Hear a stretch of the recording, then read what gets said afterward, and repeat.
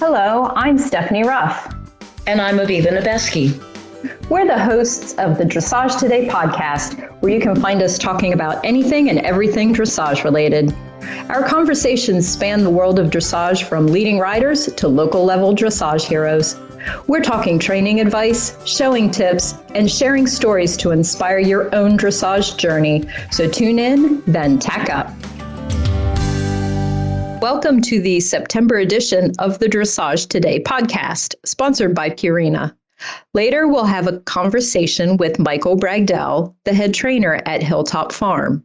And it is September, and September on the East Coast can only mean one thing, and that's dressage at Devon. So Aviva, have you been to Devon? Do you have any special memories of it? I have been to Devon. Unfortunately, Devon usually takes place during the Jewish High Holy Days, so it's been a little hit or miss with my getting there. But I have been, and it was really an experience. I went expecting something along the lines of, and I should know better, but I went thinking along the lines of something like the Kentucky Horse Park, that it was going to be this big, huge, enormous, whatever. And, it's this little place right in the middle of, the main line in Pennsylvania. Yeah. And, it was wow. I mean, it was just so close and intimate and personal. And it was funny because, as our listeners know, I didn't start riding until I was older. When I was in graduate school, I went to graduate school in Bryn Mawr, Pennsylvania, which is a hop, skip, and a jump down Route 30 from Devon. And I remember when I was in graduate school, I was trying to get the lay of the land, and I drove down Route 30, and there was a horse show going on at Devon. And it was September, and it was dressage at Devon. And I had no idea what was going on, but there were horses, and it was Devon. And I mean, everybody's heard of Devon. So I pulled in and I parked and I watched some stuff, and I got very confused because nobody was jumping. And so I watched for a little while, and then I turned around and I went home and promptly forgot about it. And, decades later, or maybe probably only a decade later, I realized what dressage at Devon was, and that I had been there. So yes, I've been to Devon several times now. How about you? Have you been? Well, in the, let's see, I lived in Maryland for 17 years, and I went to Devon once. Oh my. Which is, I know, kind of a shame. Yeah. I know. It was a 3.5 hour one-way drive for me. So it was just long enough to make it hard to go down and back in a day. Yeah. And for much of the time I had the farm, and being gone overnight was hard and blah, blah, blah. So I always had some reason not to go. But eventually I was like, before I have to get there at some point, because all my friends would always go. They would get a box. They had a box, and they would do the whole, wine and cheese on Saturday night, and they'd stay over and all that. And I was like, one of these days I have to go. Now, I still didn't stay overnight, but I did do the drive. I did the drive down there, and it was, fortunately, the weather wasn't horrible, but it was cold. But it was surprising that it wasn't raining, because it always rains at Devon. It always rains at Devon. Yeah, and the couple times I went, that it rained at Devon, and honestly, one of my most vivid memories of Devon is watching Cesar Parra riding in the Dixon Oval.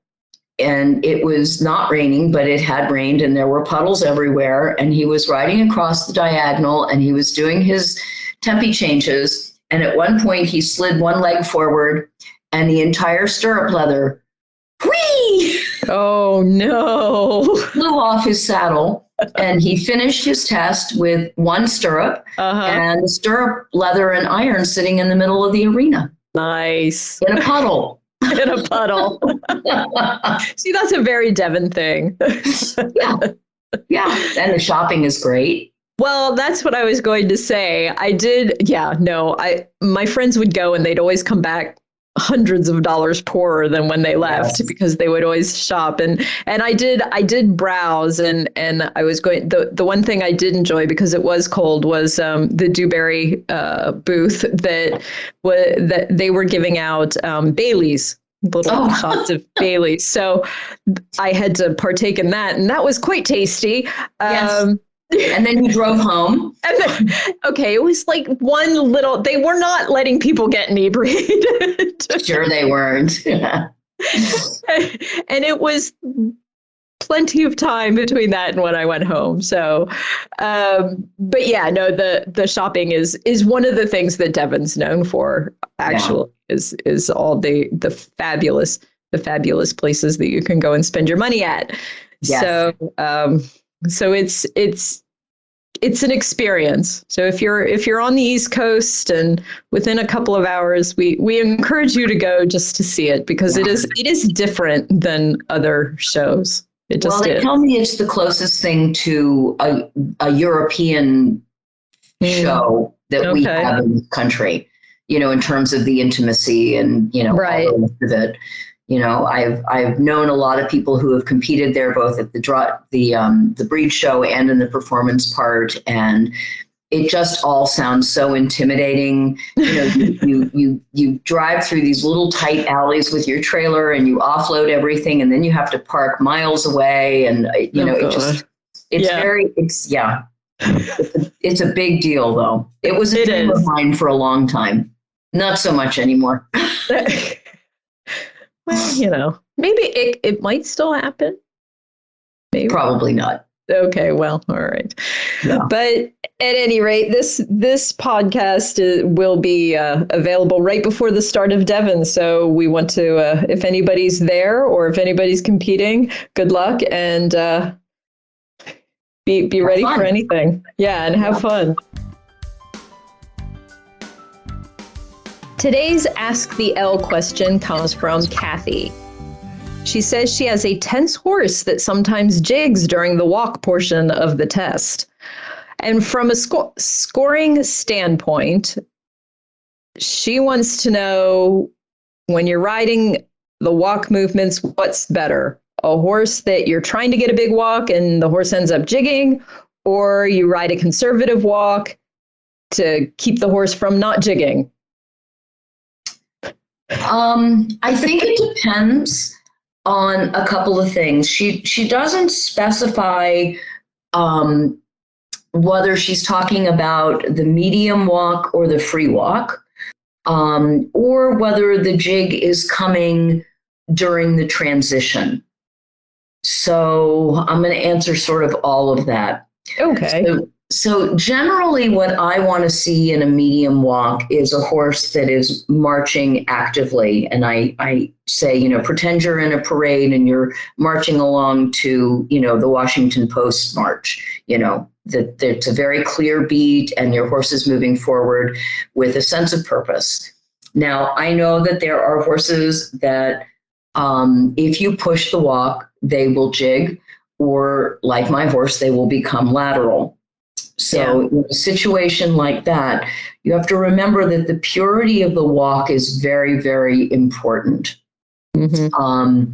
So if you can get a clear walk that isn't necessarily particularly marching and impressive, but it is a clear 4-beat walk, I would recommend that that's what you do, because you're going to get a 6, because you're doing what you're supposed to be doing. Right. The free walk is defined by overtrack. The horse is swinging through the back, is, completely unfettered, and, moving forward again with a sense of purpose. I see a lot of very lazy walks in the arena, where the horse basically goes on break. Yeah. And the free walk is not a break. Again, you can run into trouble if you start to push your horse too much, and you can end up with a jig. I think it depends on the venue. If it's a schooling show, I like to see a rider try at least once to demonstrate that they understand the purpose of the free walk is to walk forward freely, actively with overtrack. Yeah. And if the horse makes a mistake, that the rider is able to relax their body and relax their horse's body, and then maybe they get that lazy, dawdling walk. But they've at least demonstrated to me that they understand the purpose of the free walk, even though they're not able to get it at that time. Right. On the other hand, when I see these riders who basically make the turn across the diagonal, throw the reins away, and pick up their cell phones and start texting, that doesn't make me so happy. So I think that in a licensed competition, you're going to want to try to do the thing that is going to give you the highest score. So if your horse is going to walk, but maybe not with overtrack, but there's going to be a certain degree of swing and they're going to stay relaxed and they're going to allow you to pick up the reins, versus you try to push for a really big, sexy, swinging walk and your horse is in the jig, you're better off going for the conservative rather than going for big. But again, if it's a schooling show, the word is schooling. Right. I would say push the envelope a little bit and, take your hit. Depending on the judge, you'll either get a comment, jigs and 5, or, good effort and a 5.5 or a 6. Yeah. So the most jigging that I tend to see is when riders bring their horses back from the free walk to the medium walk. Right. And I think that's because most people don't practice that. And so, the horse knows I've been on a loose rein, because most people ride the free walk with flapping reins as opposed to maintaining connection, which is legal. Yeah. I prefer to see that you maintain connection. I prefer to see the free walk ridden the same way that you ride a stretchy circle, so that you maintain a soft connection and the horse actually reaches for the hand. And if you ride the free walk that way, then bringing the horse back from the free walk, if you practice that, you can be more subtle in bringing the horse back. Again, not knowing exactly what Kathy is asking, if you have a horse that tends to jig, when you come back from the free walk to the medium walk, my recommendation is don't bring them back real well. The chances are you're going to a trot after the medium walk. So, get your free walk, shorten your reins a tiny bit so that you show the judge that you know that there's a difference, and then go to ask for your trot and start shortening up your reins once you're actually in the trot, because it probably will end up being more fluid. Right. Okay. If anyone has any questions they would like to have answered, please feel free to email us or reach out on our social media channels. And then when we return, we will have my conversation with Michael Bragdell. Your horse has unique feed needs, and Purina has you covered. From breeding and growing to senior horses, from performance horses to easy keepers, and everything in between, Purina has an extensive portfolio of research-backed options for your horse. There's no shortcut for quality nutrition. Cheaper isn't cheaper if it doesn't work. Put their research to the test. Find optimal nutrition at any level at your local Purina retailer, or visit purinamills.com to learn more. Originally from Sweden, Michael Bragdell started at Hilltop Farm in 1995, where he is currently the head trainer. Over the years, he has presented numerous stallions and hundreds of mares and foals at different breed registry inspections and breed shows.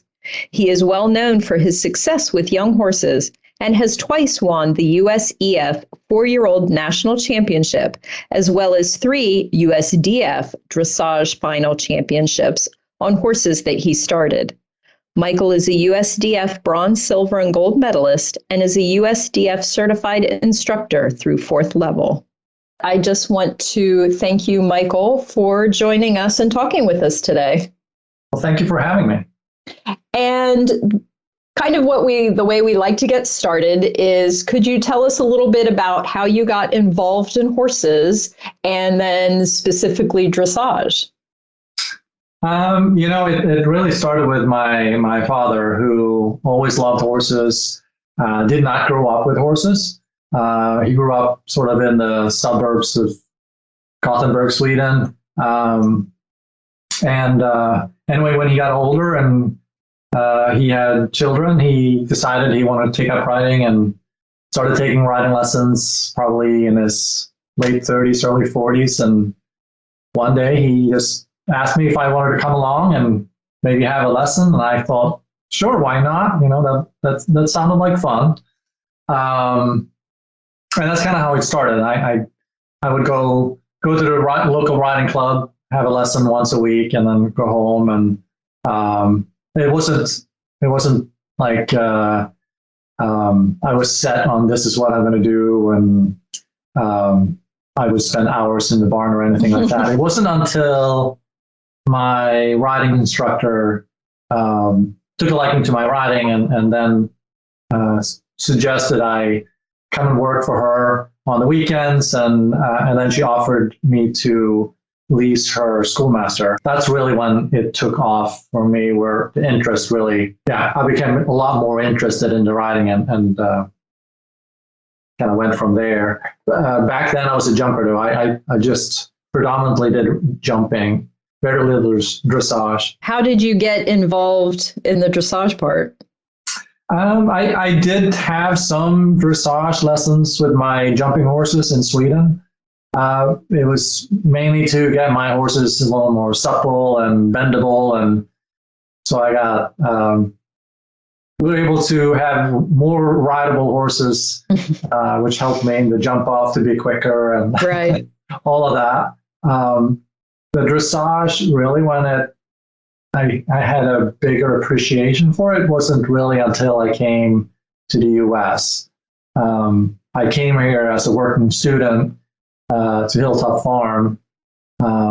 Scott and Suzanne Hester were here at Hilltop at the time. And I was here as a working student. And I thought, 1 year with dressage horses, I could handle that. And then plan was to go back to Sweden and continue on with my master's degree and studying and all of that. And one thing led to the next. I ended up taking a business degree here in the States and just got opportunities that developed over the years here at Hilltop. And I really got an appreciation for the dressage. I never really understood what it entailed in terms of the collections, and I don't think I really knew what piaffe dressage was when I came, honestly. Right. So it turned out to be a really long year then that you. yeah, it's still going. Yeah. That's interesting. I actually didn't realize that you came here to go to Hilltop, and you obviously have found your spot. Huh? Yeah, it's when I first came, Hilltop had advertised in a Swedish magazine. There was a few staff here on the farm that were from Sweden, and so that was a connection. Right. I had worked abroad before. And so I didn't really know what to expect. All I knew was I thought it'd be exciting to come to the United States and get a chance to work with horses. Sure. And in this case, it was dressage horses, and I thought, well, that's okay. I can handle that. So then, who have been your main dressage influences in your riding? I think the two that I come to mind that have put a tremendous amount of influence in the way I want to train horses and develop my system of training horses is Morton Thompson for sure, and Debbie McDonald. I think Morton has just given me plenty of insightful information over the years, and it's still, when I ride with him, it feels like his knowledge is there's no end to it. I feel like I learn something new every time I see him, every time I ride with him. And it doesn't matter what level it is, anything from the Greenbrook 3-year-old to my Grand Prix horse. Right. Well, and Hilltop, and you have been well known for over the years for presenting horses at breed shows and breed inspections. And do you have any general tips that you could give to anyone who is interested in showing in hand? Lately, I think I did a lot of showing in hand, and over the years here at Hilltop. When I first came, I had done some in Sweden on a very limited basis, and I didn't realize, it was a thing to the whole inspection part. Right, and, right. When I first came, I got directly involved with showing mares and foals at the inspection, and I didn't realize the magnitude of the inspections that they had here back in the late 90s. And still today we have big inspections, but not nearly the size that we used to have. But I feel as a gaining experience as a handler, the inspections learned me a lot, and it built the connection with the breeders. As a professional handler, I think that became very important. Sure. And became something that I did quite extensively. I did clinics in hand. I did go to breed shows a lot and handle for local breeders and people that have bred horse stallions and so forth. So, and I think that is something that is getting harder and harder for the breeders nowadays to find handlers that are willing to do that. I know we've been trying to host USDF clinics here to kind of boost the next generation of handlers, because I feel there is a lack of handlers out there. So we really would like to see more younger people take an interest to it, and I think there is opportunities to gain experience at the inspections and become a handler at the breed shows. It definitely takes some athletic ability, that's for sure. Yeah, it does. But it's also a little bit of a feel. I think you can be a very fast runner, but if you don't have a great feel for the horse, right? It still might not be a good presentation. Right. So it goes a little bit both ways. I think you sometimes a good presentation doesn't have to be that you're running 100 miles an hour. And it can still look very impressive and be a very good presentation. Right. Do you incorporate much in-hand work with your riding horses? I do. I do quite a bit, actually. And I started very early on. I actually, as soon as the 3-year-olds are started on the saddle, which I don't do the starting part anymore. I have a very skillful assistant rider that does all the starting for me now, Brittany Stanley. But I do take over the horses once they are walk, trot, cantering, and I honestly don't do a whole lot of lunging. Really, what I do is the groundwork. Mm-hmm. And for me, it's really the being able to, on the ground, being able to control the feet, and then making them understand the basics of the contact, the basics of the connection. Even if I've had a rider on their back and they know how to walk, trot, canter, I still find it very helpful those early years of their education. I teach them the leg yield, I teach them the rein back, I teach them haunches in, shoulder in. I can even do renvers and half pass from the ground, and I find it really helpful. It just makes it so much easier, I think, to be able to teach it from the ground. Yeah. Do you feel like most of the horses, it translates pretty well from on the ground to then giving the aids under saddle? It does. I think it makes it just so much easier.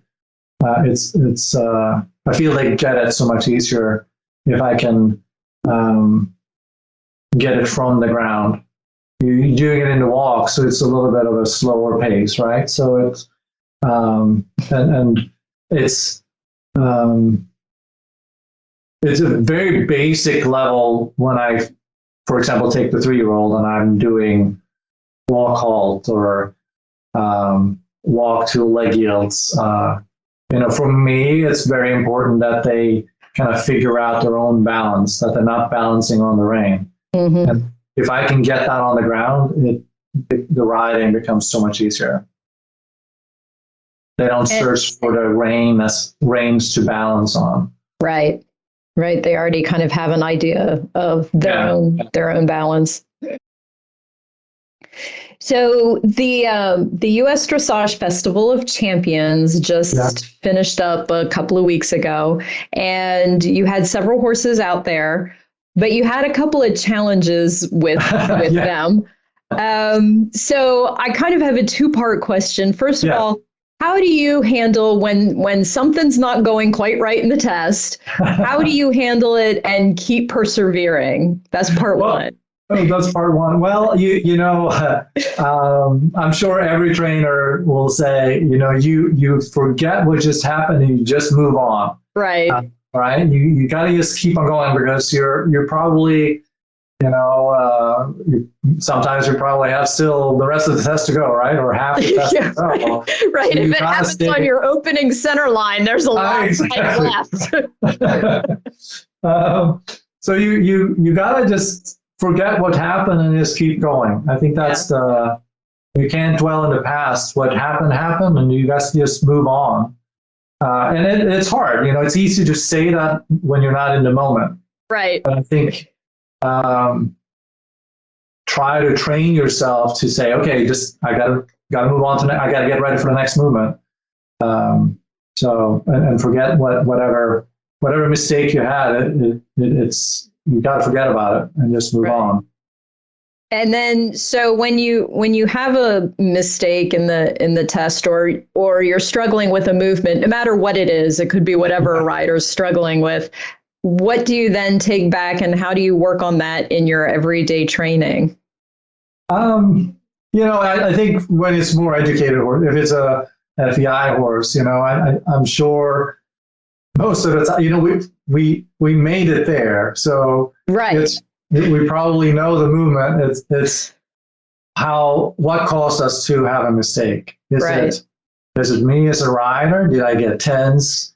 Did I get unbalanced myself? Or I have too much in the way? Or was my horse not through enough? Or, whatever it might be at that level. And I think sometimes it could be, if you have a coach to maybe go over the test with, you can do that. If you video the test, maybe you can watch and say, oh, you know what? I see now. I kept my horse bent right the whole test. No wonder I couldn't do pirouette or, whatever it might be, right? Yeah. With the young horses, I had a Grand Prix horse there, and I had a young horse as well. And the young horse did super well the first day, and the second day something spooked him, and then it sort of unraveled, and I thought he would come back, and he sort of did, and then something else got him going, and at that point I'm like, okay, well, I'm just going to try to get him to relax. At this point in my ride, it is what it is. So I'm just going to try to finish with him still feeling confident so he can go back in the ring the next day. Not that he had to show again. Right. And I think sometimes that can be tough, but to be able to think that way, But we also have to remember, that was a 4-year-old. Yeah. They're young horses. They have moments, right? They have moments. And you just have to, I'm not going to dwell about it. Right. Now, if it's something that happens every time I go in the ring, I say, okay, maybe I need to really take a step back and I need to relook at maybe I'm missing something in the training.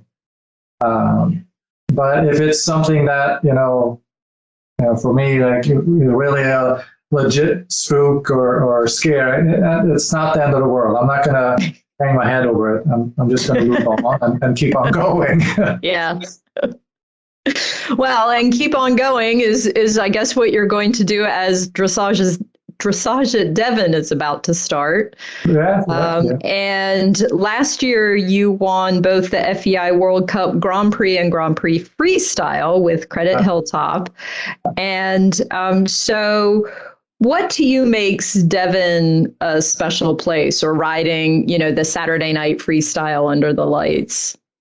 There is no place like that than Devon. As we talked about earlier, I've been here since I was a toddler. Right. and been going to Devon all these years, mostly for the breed show.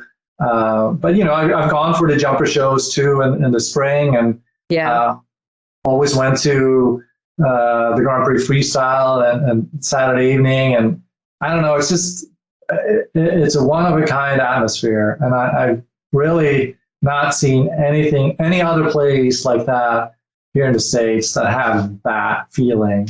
It has a lot of history. I don't know, it's just the feeling, and it can be, the thing is, I've been at Devon. I'm sure there are lots of people that can remember Devons where it is freezing cold and pouring down rain. Yes. And we question our sanity of being out there, right?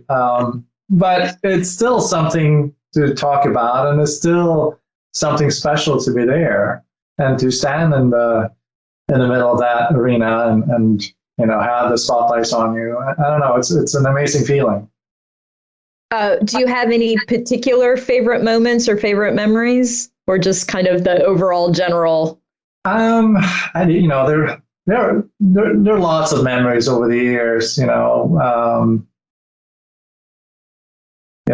been many horses I've taken through the Grand Championships in hand, and that's always been a special moment.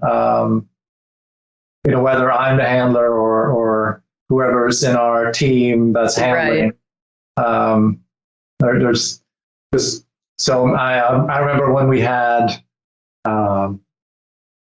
it was Cheetah. It was a foal that we presented for the foal championship, and she just had like one of those. It almost seemed like a magical moment. Like I think I was handling the mare, and a friend of mine from Sweden Andreas Forslund was handling the foal, and she just wouldn't miss a stride. They were just sort of clocked in every step of the way. Yeah. It was, one of those perfect presentations. I felt, that was an amazing feeling. Last year, winning with Credit at Devon, that's also just amazing. I look back at it that night, this something that I never could imagine myself to have done. Yeah. Not in my dreams could I believe that could happen. And I was so excited for myself, for Credit, Jane. Jane has so much history with Devon. So, right. That for me was very exciting that we could do that for her. Excuse me, for her. And so I guess you will be going again this year?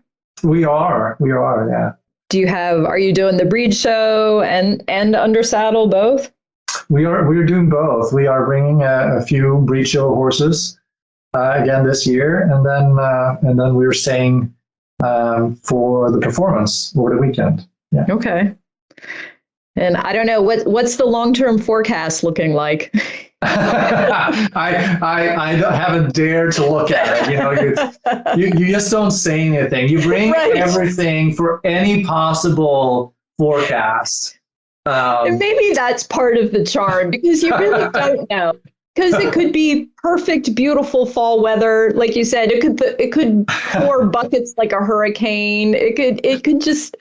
It's just one never knows. Exactly. Just come prepared. That's all I can say. Prepared for every possible scenario. And so, even though the horse world obviously keeps you very, very busy, are there things that you enjoy doing outside of the horse world? There are.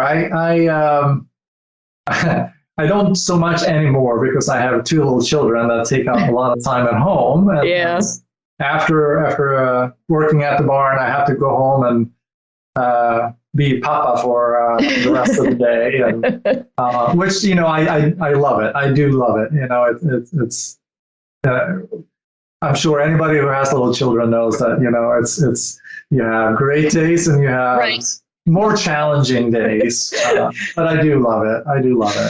But besides that, I do run a lot. I've always been a runner. I used to do track and field in high school and middle school, and I ran quite a few marathons and half marathons. Wow. I love the running part. Well, that's then you're absolutely a natural then for all the in-hand showing that you do. I know, right? And so the last question I have for you is something that I like to ask everyone just to get their perspective. And it is, what do you feel makes a great horse person? That's a good question, isn't it?